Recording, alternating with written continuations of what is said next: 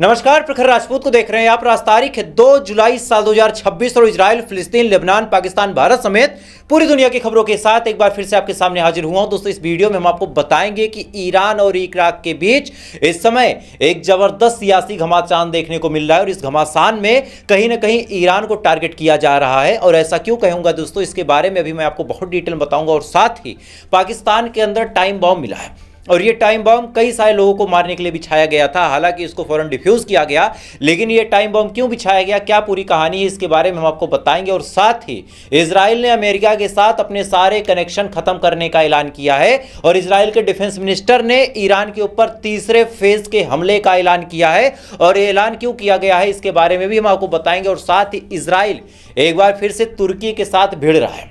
जी हाँ, इजराइल एक बार फिर से तुर्की के साथ भिड़ रहा है और क्या कुछ होगा इस जंग में, इसके बारे में भी हम आपको बताएंगे। और साथ ही स्ट्रेट ऑफ हार्मोज में अमेरिका ने गुंडागर्दी करनी शुरू कर दी है और इस गुंडागर्दी के पीछे ओमान का भी बहुत बड़ा धोखा शामिल है। और ऐसा क्यों कह रहा हूं, इस वीडियो में यह भी आपको पता चलेगा। और साथ ही भारत में कई सारी ऐसी घटनाएं घटी हैं जिन घटनाओं के बारे में आपका जानना जरूरी है और उन तमाम बड़ी घटनाओं के बारे में हम आपको बताएंगे। इस वजह से दोस्तों, अगर आप चैनल पर नए हैं तो वीडियो को लाइक जरूर कर लीजिएगा, चैनल को सब्सक्राइब कर लीजिएगा और साथ ही कमेंट में आप इस वीडियो को कहां से देख रहे हैं मुझे कमेंट करके बताइएगा। तब तक एक एक करके मैं आपको खबरें बताता हूं। और सबसे पहली, सबसे बड़ी, सबसे अहम खबर निकल के सामने आ रही है दोस्तों इराक से।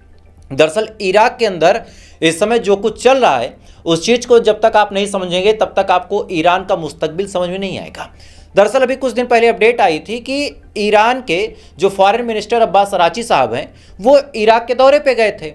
वहाँ पे ये भाई साहब जाते हैं, जाने के बाद बातचीत करते हैं, बाकायदा मीटिंग होती है।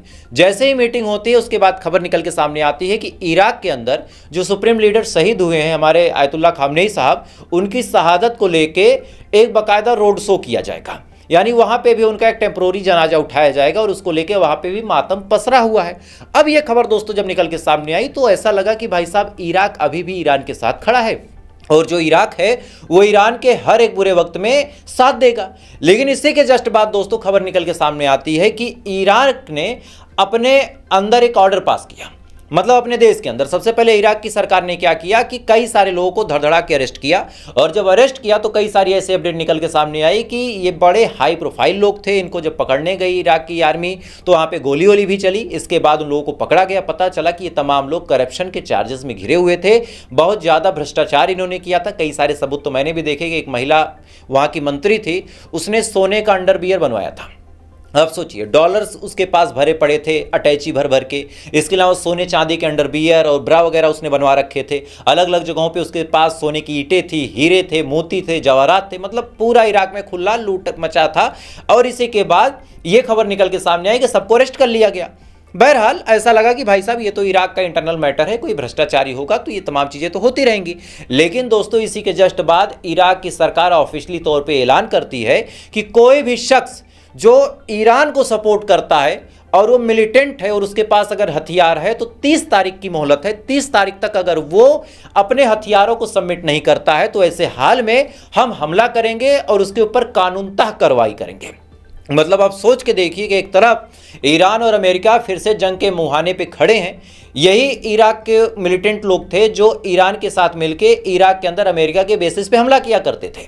लेकिन ऐन वक्त पे इराक ने ऑर्डर पास कर दिया कि भाई साहब जितने भी मिलिटेंट ग्रुप ईरान के सपोर्ट में खड़े हैं, अगर वो अपना हथियार, अपने गोले बारूद को सबमिट नहीं करते हैं तो हम उनके ऊपर अपनी आर्मी से एक्शन लेंगे और एक्शन लेने के बाद उन तमाम लोगों को जेल की चक्की पिसवाएंगे। अब ये तमाम चीज़ें दोस्तों जब निकल के सामने आए तब मेरे दिमाग में एक सवाल है कि भाई साहब एक तरफ सुप्रीम लीडर की शहादत का मातम भी मनाया जा रहा, दूसरी तरफ अब्बास अराची पहुंचे भी हैं इराक में बातचीत करने, तीसरी तरफ दोस्तों जो इराक के डेलीगेशन है वो ईरान के दौरे पे हैं। तो एक तरफ तो इतनी मीठी मीठी बातें हो रही हैं तो दूसरी तरफ ये मन में कड़वाहट क्यों है। तब इसके बारे में दोस्तों जब मैंने रिसर्च किया तब खबर निकल के सामने आ रही है। अब आप सुनिए कि वजह क्या है। दरअसल इराक का जो प्रधानमंत्री है उसको डोनाल्ड ट्रंप ने अपनी मर्जी से इलेक्ट करके बैठाया है और बैठाने के बाद उसको बताया कि बेटा वही काम तुम करोगे जिस काम की परमिशन हम तुम्हें देंगे, अदरवाइज अगर तुम हमारे खिलाफ गए तो तुमको कुर्सी से उठा के पटक देंगे। अब कुर्सी सबको प्यारी है। इधर एक और कहानी सुनिए, इराक जो भी तेल बेचता है, इराक जो भी गैस बेचता है, यानी इराक पूरी दुनिया में जो भी व्यापार करता है, तो इराक के अंदर इस समय ऐसी कहानी है कि वो तमाम पैसे जो है वो अमेरिका के अंदर किसी बैंक में आएंगे। मतलब इराक डायरेक्ट पैसे नहीं ले सकता। अमेरिका के बैंक में आएंगे और कुछ महीने बाद अमेरिका से प्लेनों में भर के वो पैसे डॉलर के माध्यम से इराक को दिए जाएंगे।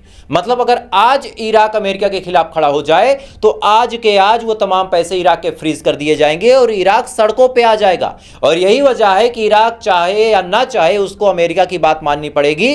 और इराक के जो प्रधानमंत्री हैं ये भाई साहब 17 जुलाई को अमेरिका पहुंचने वाले हैं। ये अमेरिका पहुंचेंगे बातचीत करने के लिए। तो यहीं से आप समझ जाइए कि इराक जो है वो चाहे या ना चाहे ईरान के खिलाफ उसको एक्शन लेना ही पड़ेगा। अगर पैसे का लालच है तो, या तो पूरी लालच को छोड़ के इराक ये बात बोले कि भाई साहब हमारे पैसे हमको मिले या ना मिले, हम ईरान के साथ खड़े हैं, तब तो बात ठीक है। लेकिन इतनी जहमत उठाएगा कौन भाई? दूसरे के लिए इतनी जहमत उठाएगा कौन? कोई नहीं। ओमान की कहानी आप सुनिए। आज खबर निकल के सामने आई, खबर आप अपनी स्क्रीन पे देख भी सकते हैं कि ओमान के साइड से आज अमेरिका के जो समुद्री जहाज हैं उन्होंने अलग अलग जहाजों को स्कॉट करना शुरू किया, मतलब उनको सुरक्षा देनी शुरू की और स्ट्रेट ऑफ हार्मोज को सुरक्षित पार भी करवा लिया। अब ये खबर जब निकल के सामने आई तो फिर बड़ा सवाल है कि जब ईरान ने ओमान से बातचीत की थी और कहा था कि स्ट्रेट ऑफ हार्मोज से कोई जहाज पार नहीं होगा, तो ये जहाज पार हुआ कैसे? सिंपल सवाल है। अब सुनिए कहानी। ओमान ऐन मौके पे पलट गया और पलटने के बाद ओमान ने साफ तौर पे कहा कि भैया हम स्ट्रेट ऑफ हार्मोज पे कोई टैक्स, कोई चुंगी, कोई कर नहीं लगा पाएंगे। क्यों? क्योंकि अमेरिका ने साफ तौर पे धमकी दी थी। डोनाल्ड ट्रंप ने साफ तौर पे कहा था कि अगर स्ट्रेट ऑफ हार्मोज पे ईरान के साथ मिलकर ओमान ने कोई भी टैक्स लगाने की कोशिश की तो ओमान को हमारी नाराजगी का सामना करना पड़ेगा।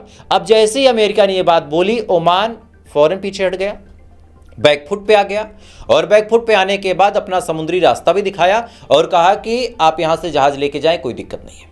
ठीक। अब इस पे दोस्तों ईरान बहुत बुरी तरीके से भड़का हुआ है।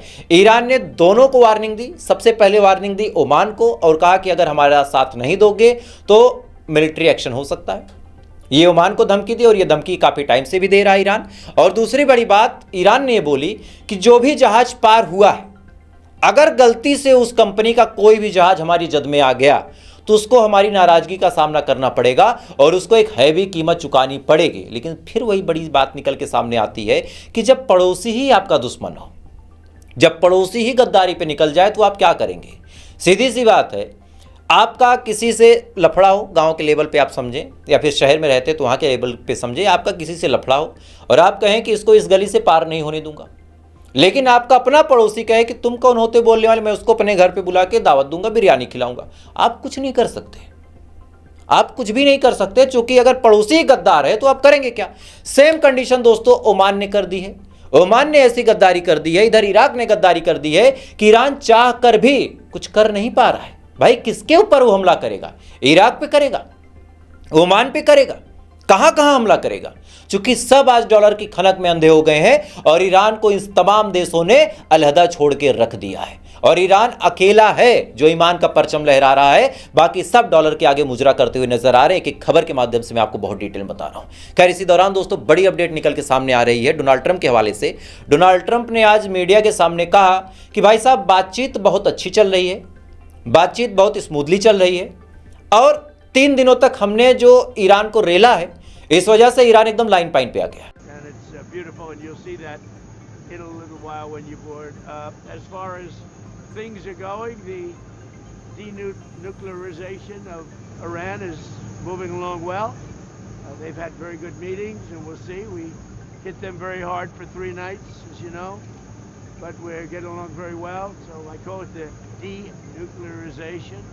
अब ये बात दोस्तों जब बोली डोनाल्ड ट्रंप ने, तब बड़ा सवाल ये निकल के सामने आया कि एक तरफ तो ईरान कह रहा है कि हम कोई बातचीत ही नहीं कर रहे हैं, दूसरी तरफ डोनाल्ड ट्रंप बार बार ये बात बोल रहा है कि बातचीत बहुत स्मूथली चल रही है। तो फिर सही कौन है और गलत कौन है? भाई या तो ईरान झूठ बोल रहा कि बातचीत हो रही है लेकिन बताएगा नहीं, और या तो डोनाल्ड ट्रंप झूठ बोल रहा कि बातचीत नहीं हो रही लेकिन इसके बावजूद भी प्रोपेगेंडा फैलाया जा रहा है कि बातचीत हो रही है। खैर इधर ईरान के पार्लियामेंट स्पीकर ने बड़ा बयान देते हुए कहा कि अगर अमेरिका के साथ बातचीत टूट जाती है, चूंकि एक पॉडकास्ट में ईरान के जो पार्लियामेंट स्पीकर गालिबाफ साहब हैं वो गए थे, उनसे पूछा गया कि चलो सारी चीज़ें तो ठीक है, लेकिन इन केस अगर अमेरिका के साथ आपकी बातचीत टूटती है और अमेरिका आपके खिलाफ कोई मिलिट्री एक्शन लेने का सोचता है तो फिर ऐसे हाल में आप क्या करेंगे? बड़ा वाजिब सा सवाल पूछा गया और इसी के जवाब में ईरान के पार्लियामेंट स्पीकर गालिबाफ साहब ने कहा कि अगर अमेरिका बातचीत तोड़ के कुछ भी ऐसी वैसी हरकतें करता है तो हम जंग के लिए तैयार हैं. این اقدامات منجر به نقض توافق نشد. یه جایی یه نقض کوچیکی میشه دیگه، یعنی بنا اصلا یه روت مشخصی رفت آمد کنن یه مرتبی به هر دلیلی از یه روت دیگه میخوام برن یا یه اقدام دیگه میخوام کنن، طبیعتا ما عکس العمل نشون، ما این نقض پایان جنگ میدونیم، نقض تفاهم نامه میدونیم، حتما عکس العمل نشون میدیم و طبیعتا او هم ممکنه عکس النشر آخرینش در واقع همین پریشب بود که بحرین و کویت مقرهای آمریکا در اونجا مورد اصابت قرار گرفت که اونم اومده بود سیریک و اونجا را انجام داد. خب اینا یه بخشش طبیعیه دیگه، یعنی نشون میده که ما نسبت به تفاهم نامه مصریم، یعنی ما هم खैर इसी दौरान दोस्तों बड़ी अपडेट इजराइल के हवाले से निकल के सामने आ रही कि इजराइल ने लगभग 37 क्रिप्टो वॉलेट को बैन कर दिया है. दरअसल क्रिप्टो एक करेंसी की तरह है जो कि वर्चुअल होता है, मतलब नोट वोट नहीं होते हैं और उसमें लोग व्यापार करते हैं. क्रिप्टो के दाम कभी बढ़ते हैं कभी घटते हैं, तमाम बड़ी टेक्निकलिटी है. आराम से आप कभी फुर्सत में गूगल वगैरह करके समझ लीजिएगा, क्योंकि अगर मैं समझाऊंगा तो घंटों का वक्त लग जाएगा और मैं आपका इतना वक्त जाया नहीं करना चाहता. तो ऐसे आप समझे कि क्रिप्टो भी एक तरह से ऑनलाइन पेमेंट का सिस्टम है और क्रिप्टो को डॉलर या फिर गोल्ड में चेंज करके फिर आदमी अपना काम चलाता है. खैर अब सुनिए, 37 क्रिप्टो के वॉलेट को बंद कर दिया है और कहा है कि इसका लिंक सीधा सीधा IRGC से है. अब ये ईरान के ऊपर एक मास्टर स्ट्रोक की तरह देखा जा रहा, लेकिन इसी दौरान इजराइल के डिफेंस मिनिस्टर इजराइल कर्ज ने और बेंजामिन नेतन्याहू ने 2 बड़े बयान दिए हैं और इन दोनों बड़े बयानों को आपको बहुत ध्यान से समझना चाहिए. सबसे पहले इजराइल के डिफेंस मिनिस्टर इजराइल कर्ज ने क्या कहा वो आप बहुत ही तंजीम से सुनिए. इजराइल कर्ज ने कहा कि बहुत जल्द हम ईरान के ऊपर अपने 3rd फेज का हमला कर सकते हैं. पहला 2025 में हुआ था, 12 दिन की जो जंग हुई थी, दूसरा ये अभी 40 दिन की जो चली और तीसरा अब जो करने वाला है और जिसके बारे में मैंने आपको बताया था कि इजराइल ने बाकायदा ऑपरेशन का नाम भी सोच लिया है, ब्लू एंड व्हाइट. तो इजराइल कर्ज ने साफ तौर पे कहा कि भाई साहब हम बहुत जल्द हमला करेंगे और करना हमारी मजबूरी है, क्योंकि ईरान डे बाय डे ताकतवर होता चला जा रहा है और अमेरिका जिस हिसाब से डील कर रहा है उस हिसाब से तो ईरान के पास बहुत पैसे होंगे भाई. सेंसस हट जाएंगे, स्टेट ऑफ हार्मोज पे उसका कब्जा हो जाएगा, न्यूक्लियर की कोई बातचीत नहीं है, बैलिस्टिक की कोई बातचीत नहीं है, तो फिर हमारा क्या फायदा, हम सीज फायर क्यों करें. अब ये बात दोस्तों जब इजराइल कर्ज ने बोली तो एक बड़ा सवाल निकल के सामने आया कि भाई साहब अमेरिका तो डील कर रहा, तो अगर अमेरिका निकल गया साइडलाइन लेके कि भैया हमने डील कर ली हम जा रहे हैं, तो इजराइल क्या करेगा. ऐसे हाल में बेंजामिन नेतन्याहू ने जो कुछ कहा वो आप सुनिए. बेंजामिन नेतन्याहू ने साफ तौर पे कहा है कि अब हम अमेरिका के साथ अपनी सारी मदद वाली बिजनेस को बंद कर रहे हैं और अमेरिका से हम हथियारों पे निर्भर नहीं रहेंगे. मतलब इजराइल ने यह कहा है कि हमने अपने हथियारों को इतना बना लिया है कि वी डोंट नीड अमेरिका. यह बात साफ तौर पे बोली गई द्वारा इजराइल के प्रधानमंत्री बेंजामिन नेतन्याहू ने कहा कि हमें अमेरिका से हथियार लेने की जरूरत नहीं है, हम अमेरिका से जो हथियार ले रहे हैं उसको बंद कर रहे हैं. अब सुनिए ये बातें बेंजामिन नेतन्याहू ने क्यों बोली. भाई अगर सारी चीजें अमेरिका स्मूथली दे ही रहा है तो लेने में दिक्कत क्या है. यहां से एक बात दोस्तों साफ पता चलती है कि बेंजामिन नेतन्याहू और डोनाल्ड ट्रंप के बीच जो ताल्लुकात हैं एकदम ना के बराबर हो चुके हैं. मतलब ताल्लुकात एकदम खत्म होने की कगार पे हैं और बेंजामिन नेतन्याहू को यह बात दिख रही है कि आने वाले टाइम में अमेरिका हमारी मदद करेगा नहीं, और अमेरिका हमारी मदद करेगा नहीं तो ऐसे हाल में इससे पहले कि अमेरिका ये बात बोल दे कि हम इजराइल की मदद नहीं करेंगे, और जैसे ही अमेरिका ये बात बोलेगा सबको पता है कि इजराइल के ऊपर कई सारे देश मिलकर हमला करेंगे. ऐसे हाल में इजराइल ने गीदड़ भभकी देते हुए अपने आप को बड़ा दिखाते हुए कहा कि हम नहीं लेंगे, हमारे पास कैपेबल हथियार पड़े हैं. खैर या तो ये चीज़ है या तो फिर वही चीज़ है कि भाई इजराइल ने कुछ ऐसा बनाया है, इजराइल के पास कुछ ऐसा है जिसके दम पे इजराइल इतना उछल रहा, लेकिन आज तक तो हमने इजराइल का कुछ ऐसा देखा नहीं. ईरान की जितनी मिसाइलें गई हैं धड़धड़ा के ठोंका ईरान की मिसाइलों ने. बहरहाल वजह जो भी हो, लेकिन यह खबर साफ है कि अब अमेरिका से इजराइल हथियार लेने में पाबंदी लगाने वाला है. खैर इधर बड़ी अपडेट निकल के सामने आ रही कि इजराइल तुर्की से भी भिड़ गया है. दरअसल एर्दोगान बार बार इजराइल के खिलाफ कुछ न कुछ बोलता रहता है. हालांकि एर्दोगान भी बड़ा हरामी आदमी है. क्यों है अभी मैं आपको बताता हूं. एर्दोगान बार बार इजराइल के बारे में उल्टा सीधा बोलता रहता है. हालांकि सामने से कभी भी इजराइल से ये दोस्ती का हाथ नहीं छोड़ेंगे. मतलब जो दोस्ती दोनों के बीच बरकरार है, बस ईरान को खुश करने के लिए, खुद को खलीफा दिखाने के लिए बार बार बयानवान दे देता है एर्दोगान. तो एर्दोगान ने इजराइल को बुरा भला कहा. इसके पलटवार में इजराइल के प्रधानमंत्री बेंजामिन नेतन्याहू ने साफ तौर पे कहा, एर्दोगान बड़ी पुरानी सोच का आदमी है, इसको लगता है कि तुर्की इजराइल पे कब्जा कर लेगा, तो ऐसा कुछ नहीं होने वाला है। जो भी खतरा इजराइल के खिलाफ खड़ा होगा, इजराइल उसको खत्म करने की ताकत रखता है। यानी तुर्की को भी साफ तौर पे धमकी दे दी गई है। जी हाँ, तुर्की को भी साफ तौर पे धमकी दे दी गई है और तुर्की में दम नहीं है कि वो इजराइल के खिलाफ कुछ बोल सके। ये जहर उगलते हैं केवल भारत के खिलाफ, जो मैंने आपको बताया ना कि कम हरामी नहीं है, तो क्यों कहा, अब सुनिए। तुर्की की एक कंपनी है ड्रोन बनाने वाली, उसने कहा है कि भारत को हथियार देने का तो सवाल ही पैदा नहीं होता। हालांकि भारत मांग भी नहीं रहा तुमसे, तुम्हारी इतनी औकात नहीं कि तुम हमें कुछ दे सको, हमारी ताकत बहुत आगे है तुमसे बेटा। जब रैंकिंग होती है, अपने एयरफोर्स की ताकत देखना, हमारी देखना, अपनी आर्मी की ताकत देखना, हमारी देखना, अपने न्यूक्लियर की ताकत देखना, हमारी देखना, औकात समझ में आ जाएगी बेटा। अपने देश के खिलाफ मैं सुन नहीं पाऊंगा। खैर, अब सुनिए। तुर्की के उस कंपनी वाले ने कहा कि हम भारत को हथियार देंगे, ना ना ना ना, हमारी प्राथमिकता पाकिस्तान होगी, हमारी प्राथमिकता पाकिस्तान होगी। मतलब आतंकवादी को ही सपोर्ट करेगा, पाकिस्तान को ही सपोर्ट करेंगे। ये कभी फिलिस्तीन के लिए आवाज नहीं उठाएंगे कि चलो हम फिलिस्तीन को 4 हथियार दे देते हैं, ईरान की मदद कर देते हैं। नहीं, ये पाकिस्तान को देंगे, ये इजराइल को देंगे। अब आपके दिमाग में आ रहा होगा कि इजराइल को हथियार, भाई साहब भूल गए, मैंने ही बताया था। 80 टन बम तुर्की की कंपनी ने दिया है। सबूत आपको भी लगा के दिखा दे रहा हूं, आप सबूत देख लें। 80 टन बम तुर्की की कंपनी ने इजराइल को दिया और उन्हीं बमों का इस्तेमाल इजराइल ने ईरान पे किया। ये बातें आपको ज्यादातर चैनलों पे पता नहीं चलेगी, लेकिन फैक्ट के साथ आपको बता रहा हूं। आप खुद भी गूगल करके चेक करेंगे, सर्च कीजिएगा कि 80 टन बम इजराइल को दिया कि नहीं दिया तुर्की की कंपनी ने। और यह डील करवाने वाला कोई और नहीं है, डोनाल्ड ट्रंप है। आगे आप समझदार हैं। खैर, इधर ये तमाम चीजें दोस्तों चल रही। इधर पाकिस्तान के हवाले से बड़ी अपडेट निकल के सामने आ रही कि पाकिस्तान के अंदर जम्मू कश्मीर का वो हिस्सा जिसपे पाकिस्तान का कब्जा है, वहां पे टाइम बम देखा गया। अब जैसे टाइम बम की खबर आती है, फौरन हड़कंप मचती है। हालांकि वहाँ के जो बम कमांड वाले लोग हैं वो आते हैं, उस बम को डिफ्यूज़ करते हैं, लेकिन अगर गलती से कोई बड़ा हादसा हो जाता तो पाकिस्तान इसका ठीकरा फौरन भारत पे फोड़ देता। और ये ऐसे ही है। अफगानिस्तान के ऊपर इन्होंने एयर स्ट्राइक की। आज अफगानिस्तान के तालिबान मंत्री ने साफ तौर पे कहा कि पाकिस्तान अब कई टुकड़ों में टूटेगा, कई टुकड़ों में टूटेगा, क्योंकि पाकिस्तान के अंदर वो पोटेंशियल ही नहीं है कि भाई साहब वो तालिबान का सामना कर पाए। क्या कुछ कहा, थोड़ा सा सुने आप।